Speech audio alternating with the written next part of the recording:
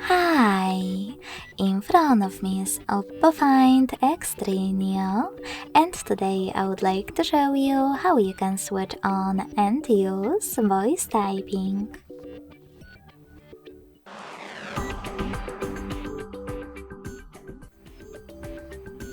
First of all, you need to access your device's keyboard and click on the microphone icon at the top right corner of it.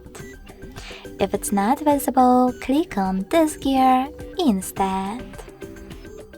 Then click on voice typing and tap on the gray switcher next to it in order to activate it.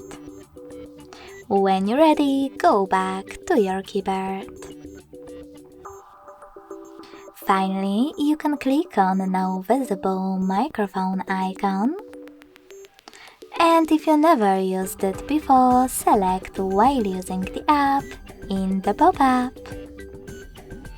Then start typing. You can stop by tapping on the same icon again. Thanks so much for watching. If you enjoyed this video, don't forget to leave a like, comment and subscribe. Bye!